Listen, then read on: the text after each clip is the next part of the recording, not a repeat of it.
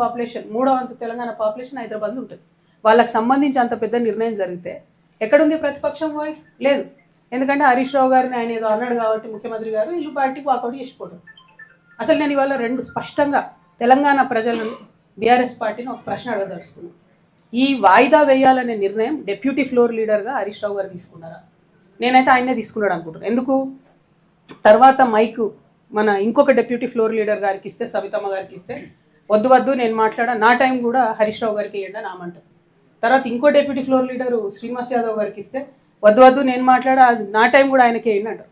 అంటే అందరు deputy floor leader గారికి ఈ ఒక్క ఫ్లోర్ లీడర్కే టైం ఇవ్వండి అని అడిగితే వాళ్ళు ఇవ్వమన్నారు. సరే, కాంగ్రెస్ తొండి చేసింది అన్నది పక్కన పెడితే బీఆర్ఎస్ ఇష్యూ ఆలోచిస్తే ఈ నిర్ణయం హరీష్ రావు గారు తీసుకుంటే డెఫినెట్గా కేవలం బీఆర్ఎస్ పార్టీలో ఇవాళ మొత్తం హరీష్ రావు గారే ఆయన ఒక గుంపు తయారు చేసుకుంటున్నది క్లారిటీగా అర్థమైంది.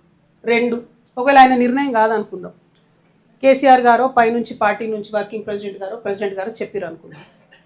నేను మాత్రం చెప్తా ఉన్నా, ఒకవేళ అట్లా అయింటే నిర్ణయం పైనుండి వచ్చింటే డెఫినెట్గా ఇది శ్రేయస్కరమైనటువంటి పద్ధతి కాదు.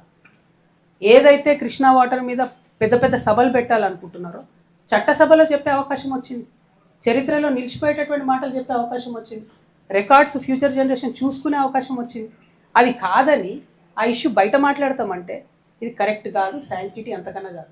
కాకపోతే గుంటనక్క గారి వ్యవహారం చూస్తే నాకేమనిపించింది అంటే ఈ తోక కుక్క నొప్పే పరిస్థితి వచ్చిందనిపించింది నాకు. ఇక అది ఎవరేమనుకున్నా ప్రజలు ఎట్లా అర్థం చేసుకుంటారో నాకు తెలియదు. కానీ ఎందుకంటున్నా అంటే ఒక్క మాట అంటే మొత్తానికి మొత్తం సభ వాయిదా వేసుకుని 5 రోజులు కూడా ఎంత అన్యాయం ఇది.